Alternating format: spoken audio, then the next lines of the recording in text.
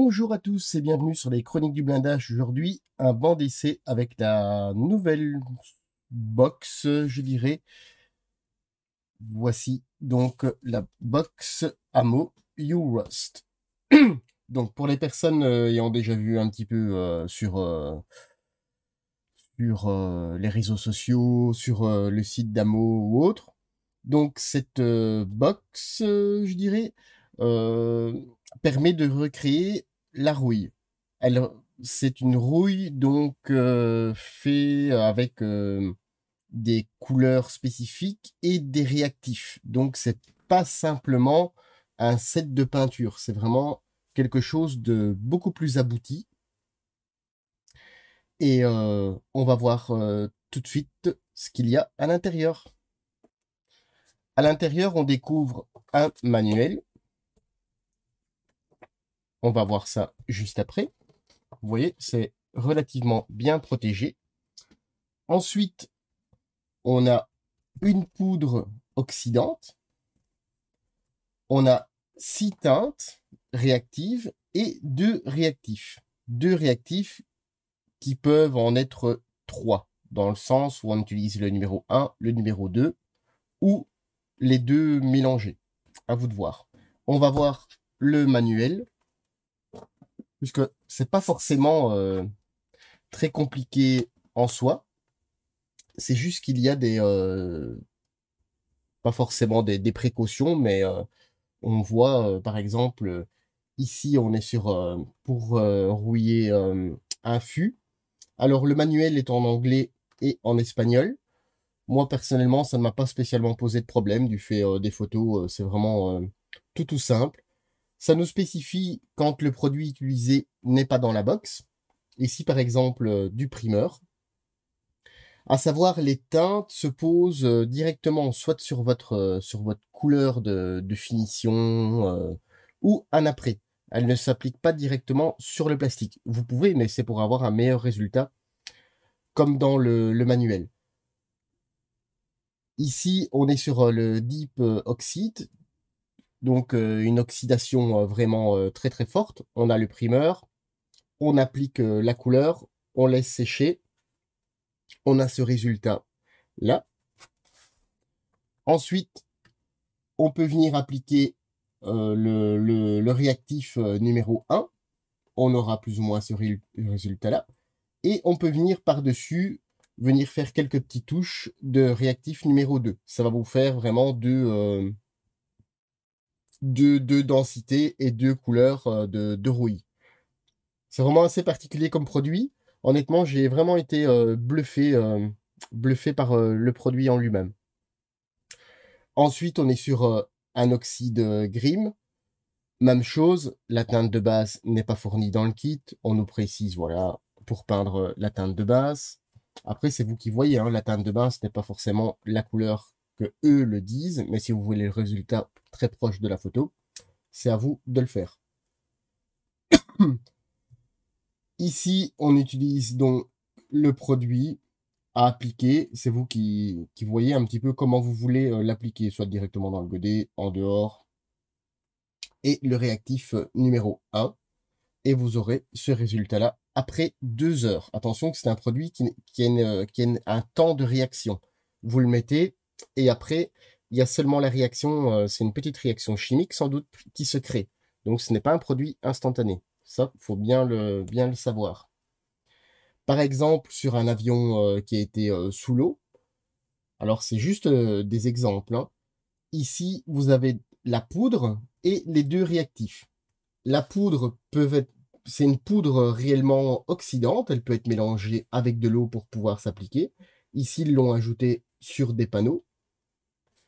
Et vous voyez, avec le réactif numéro 1 et le réactif numéro 2, on a vraiment des différences de teintes, des teintes de couleurs. À savoir que les produits en eux-mêmes ont déjà une certaine granulométrie. Elles ont une certaine rugosité. La poudre est là vraiment pour accentuer les effets. Même chose, on peut travailler avec des apprêts de différentes couleurs, on peut faire des projections, on peut faire en fait un tas de choses avec juste les deux réactifs et les teintes de base. Par exemple, une porte complètement rouillée. Là, on a un oxyde noir, un oxyde transparent, le réactif 1, le réactif 2. Alors, ça a été lors d'un de mes premiers essais un peu échecs, je dirais. En fait, les teintes de base, donc les teintes de réaction, doivent être vraiment. Moi, personnellement, je pensais qu'on pouvait mettre une légère couche et voilà, on avait la réaction. Non, en fait, la pièce doit entièrement, en fait, elle doit être peinte. Elle doit être tout simplement peinte entièrement. Donc, c'est pour ça qu'on nous explique l'étape 1, l'étape 2, l'étape 3. Donc, la pièce doit être entièrement peinte pour avoir un effet de réaction. Autrement, on va avoir l'effet de réaction, mais c'est pas vraiment l'effet escompté. Ensuite, le réactif 1, on attend 10 minutes. Le réactif 2, on attend 10 minutes. On peut venir mélanger les deux, 10 minutes et même chose. Et ensuite, on peut venir appliquer quelques petites touches de réactif 1, de réactif 2 dans tous les sens. Et ça va nous faire une pièce vraiment très très très rouillée. Ensuite, on nous explique que le réactif 1 ou le réactif 2 peuvent être mis dans un petit pulvérisateur pour avoir encore d'autres effets. On a le rust transparent. Lui s'applique sur une couleur existante, donc si vous auriez fait des modulations, déjà pas mal de travail sur votre porte, lui, on vient le mettre et seulement la couleur de base reste légèrement en transparence. Identiquement la même chose, le 1, le 2, les deux mélangés en spray. Ça, c'est ce que on nous explique avec les techniques de base. Il y a aussi un produit pour une patine oxydée, donc plus pour sur du cuivre. La figurine, moi personnellement, je n'ai pas essayé cette, comment dire, cette technique. Alors, on peint la figurine en noir. Après, on vient appliquer des dry brush. La solution 1 et 2 et on vient tapoter avec un pinceau. Ensuite, avec une petite éponge, on peut venir, on vient mettre sur la figurine et on a ce résultat-là, en fait, après 2 heures de séchage. Alors moi, personnellement, le temps de séchage, je l'ai trouvé un petit peu plus long. Maintenant, à voir si lors des tests du bouquin, il faisait peut-être un petit peu plus chaud chez eux ou autre. Mais moi, personnellement, les tests enfin, le temps de séchage a été un tout petit peu plus long. Maintenant, c'est pas vraiment dérangeant. On va voir tout de suite ce que ça donne. Alors ici, j'avais fait un petit test. Alors, comme je vous le disais au début, je pensais simplement mettre une fine couche et avoir le réactif. Maintenant, on voit qu'il y a quand même eu une réaction, mais la réaction n'est pas parfaite. Ici, même chose.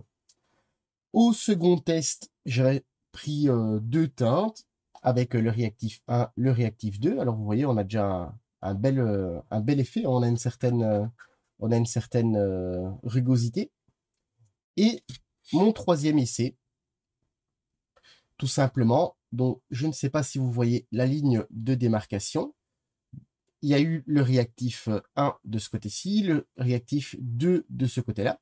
Et ensuite, j'ai fait quelques petites projections du réactif 1 et 2 mélangés et ça m'a donné vraiment toutes ces formes de rouille. Ça uniquement en faisant entre pas grand-chose en fait. La couleur a été appliquée et ensuite les réactifs et j'ai attendu toute la nuit et voilà ce que ça a donné. Alors, vous voyez, on a une certaine rugosité. Donc on a vraiment l'aspect rouille.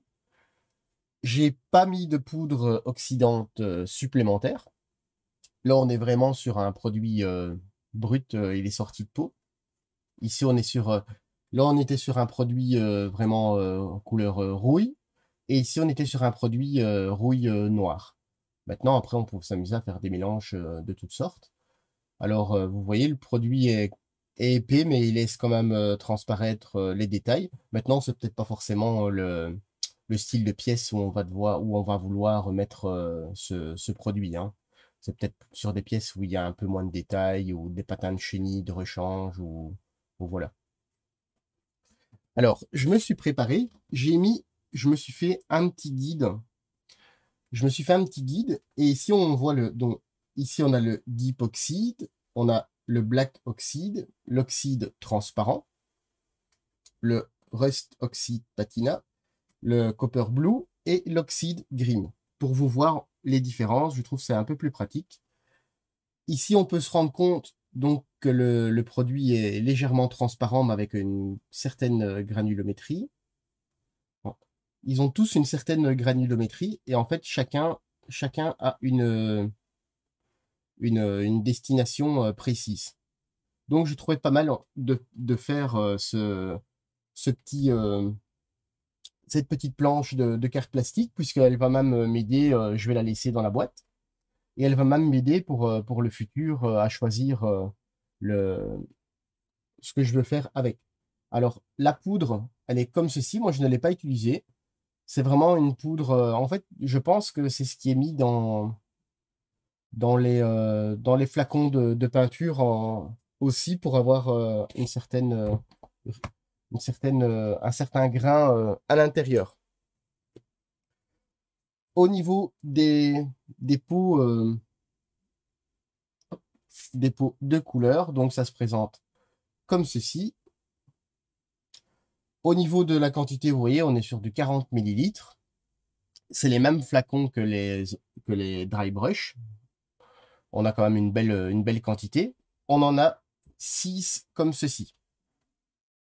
Ensuite, les réactifs.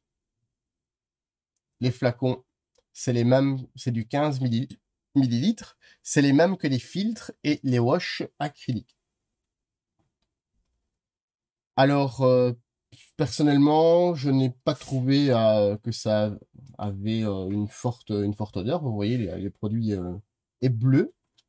Alors, on va commencer. On va mettre donc le 1. Ici, c'est vraiment vous voyez, donc j'imbibe ma première petite facette. Et vous voyez, ça fait un petit peu, ça perle un petit peu comme, comme avec de l'huile, je dirais.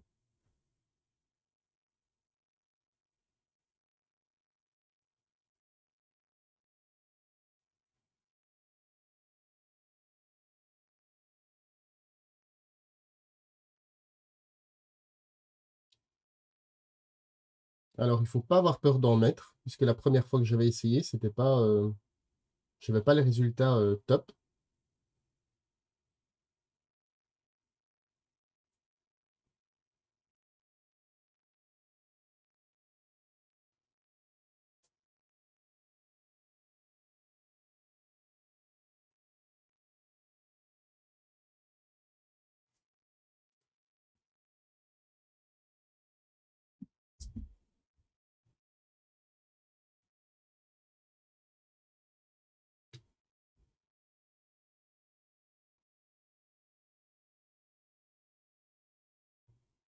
En fait, avec la couleur bien sèche, je pense que les petites particules viennent se gorger. Alors, je ne sais pas si vous voyez ici, mais ici, on commence déjà à avoir une petite réaction rougeâtre. Ici, on est avec le réactif 1. On va prendre le réactif 2. On va le mettre sur la plaquette inférieure. Alors, le produit est toujours bleu, mais il a un bleu un peu plus foncé.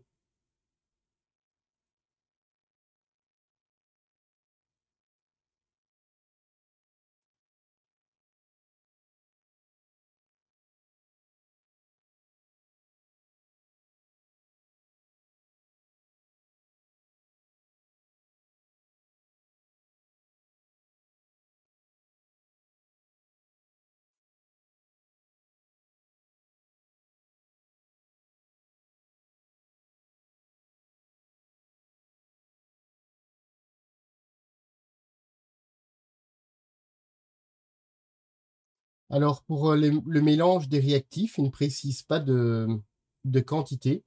Personnellement, je pense que ça doit être du 50-50, puisqu'il ne précise pas spécialement de quantité sur les réactifs.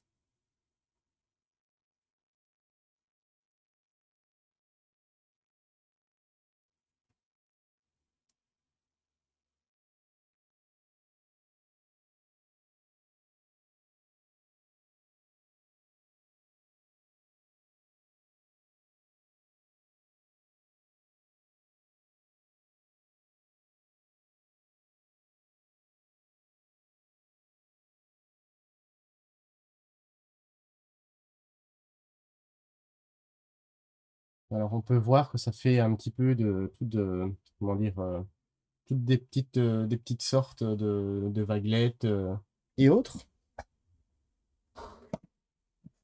Alors, je me prends une petite coupelle que j'avais oubliée, bien évidemment. Voilà. Et on va le mettre donc ici, on va mélanger les deux. Donc, je vais mettre du réactif numéro 2.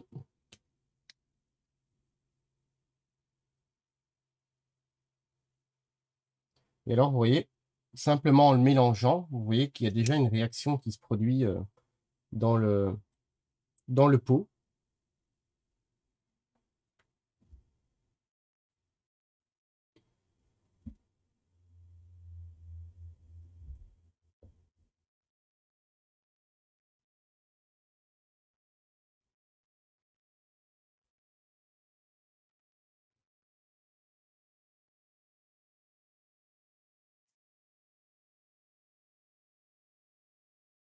Alors,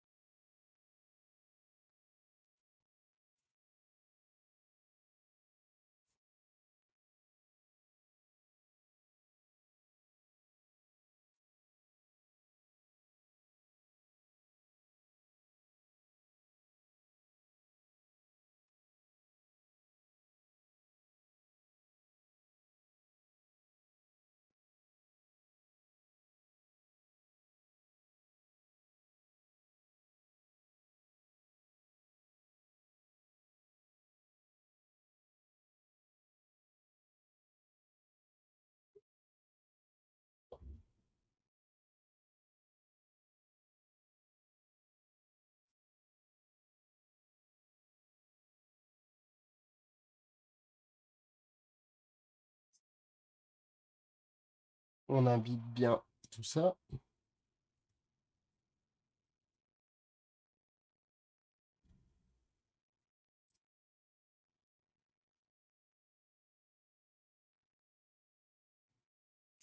Voilà. Donc, vous pouvez voir qu'il y a déjà certaines parties qui commencent à avoir une réaction. Si la caméra fonctionne correctement, ça irait beaucoup mieux. Vous voyez qu'ici, tout est encore bien humide. Et on se retrouve après le temps de séchage pour voir ce que ça a donné. Voilà les, pardon, voilà les effets obtenus avec le séchage. On voit quand même bien les différentes réactions avec le 1, le 2 et les 2 mélangés. Toutes les teintes ont vraiment je dirais une teinte vraiment particulière pour des effets d'utilisation vraiment particuliers. Ici, par exemple, le numéro 2, on pourrait croire qu'il n'y a pas eu vraiment de réaction, mais on a vraiment, je dirais plutôt une rouille vraiment très très profonde. Ici, on est sur une rouille, par exemple, un peu plus superficielle, un peu plus légère. Le copper, ici, on a vraiment des effets d'oxydation. Après, ici, on est sur une base blanche. Comme vous avez vu dans le livret, on nous explique qu'on peut utiliser une base noire, une base grise, une base de couleur, hein, tout simplement comme j'ai utilisé ici. Ça change vraiment la donne. On a vraiment, je trouve, de très très beaux effets. Alors ici, j'ai passé au sèche-cheveux. C'est pour aller un petit peu plus vite lors du tournage de la vidéo, hein. Vous voyez, au niveau au niveau des textures, c'est vraiment pas mal. Moi, j'aime beaucoup. Et je vais prendre par exemple le réactif 2 et on va faire des petites éclaboussures pour voir un petit peu ce que ça donne en plus.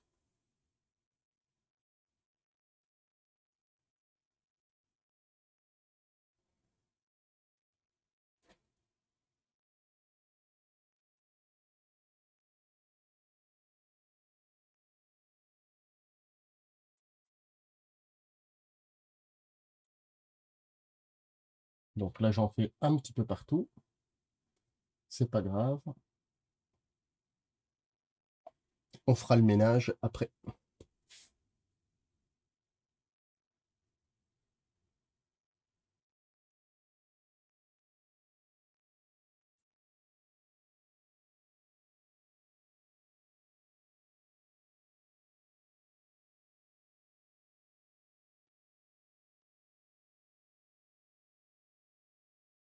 Alors personnellement, je pense que ça va être un produit vraiment utile pour tout ce qui est pot d'échappement, maillon de chenille, par exemple de rechange qui est vraiment très corrodé, ou les personnes qui veulent faire des engins abandonnés pour avoir une rouille, mais une rouille texturante en fait.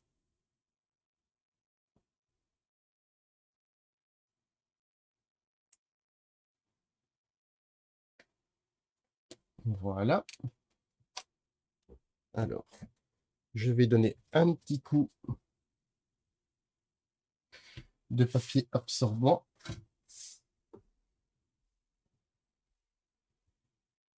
sans savoir si le produit va manger mon plan de travail ou pas. Normalement, non. Non, c'est logiquement, je pense que c'est des produits acryliques en fait.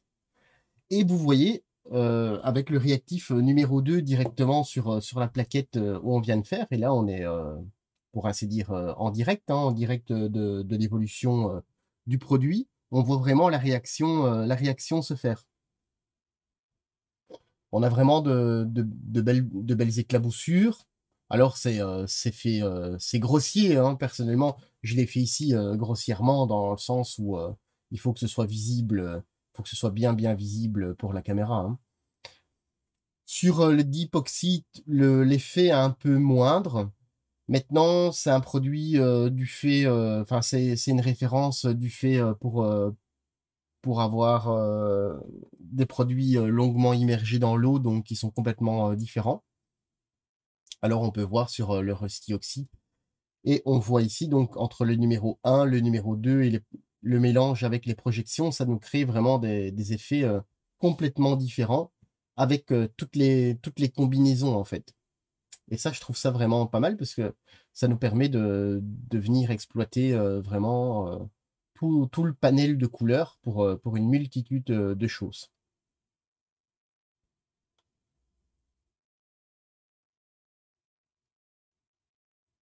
Comme ça, vous avez vu en direct, puisque le réactif 1, le réactif 2, lors des premières étapes, doivent être réellement secs. Et là, avec les projections, le produit a été séché, donc il absorbe directement et réagit directement lors des projections. C'est pour ça que la première fois, on ne sait pas le faire en 100% direct, ou alors vous allez patienter 20 minutes à regarder. Je pense pas que ce soit terriblement intéressant. Donc voilà, j'espère que cette petite présentation des nouveaux produits Amo vous aura plu et surtout vous aura peut-être un petit peu convaincu.